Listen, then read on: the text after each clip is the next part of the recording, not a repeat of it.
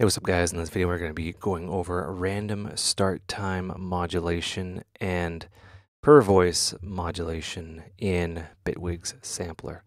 So we have a vocal kind of tribal vocal effect here. I'll drag it in, increase the gain, move the start position over, and this is what it sounds like.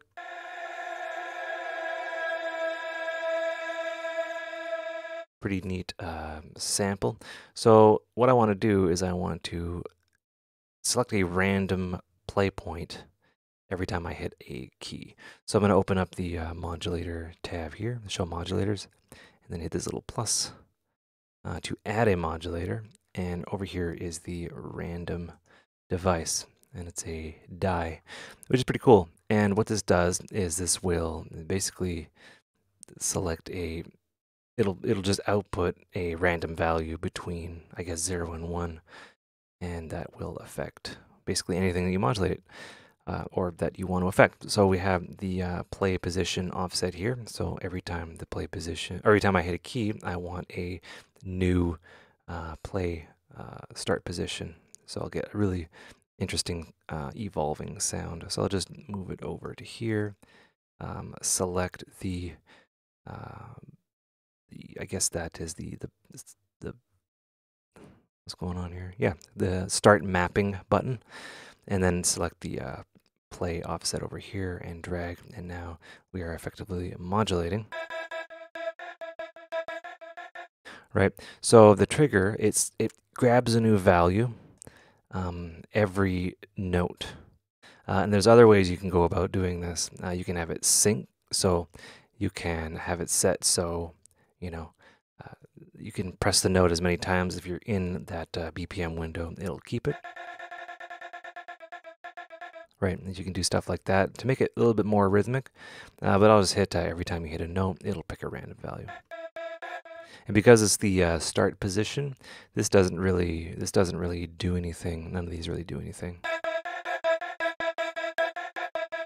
Okay, so what's important to know is the per voice modulation.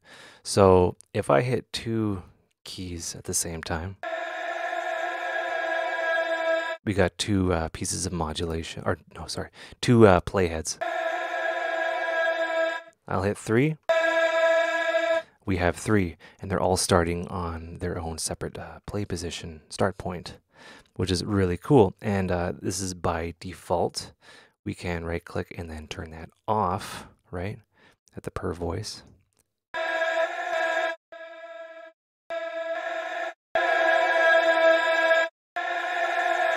Right, so they're kind of synced up there, and you can see the modulation there. But yeah, per voice is really interesting because you can do other really cool things, like you can have different filter cutoff points for different notes. So that's the true, it's true voice. It's per voice, not per oscillator, the filter, which is really useful. And modulation like that is why the synth is a very deep sounding, is because it's modulated per voice. Even when you stack unison, it does that. Anyway, so what this does is this will I guess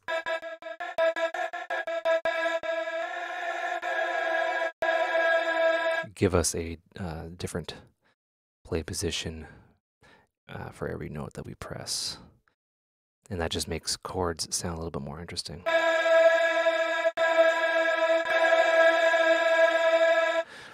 Even though we're not playing any chords, I'll turn on the pitch tracking here.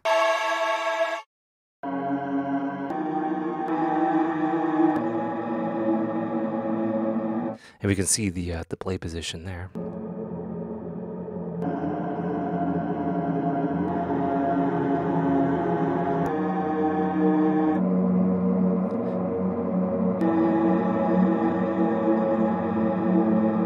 And they're all going in different speeds, and they're phasing in and out of each other.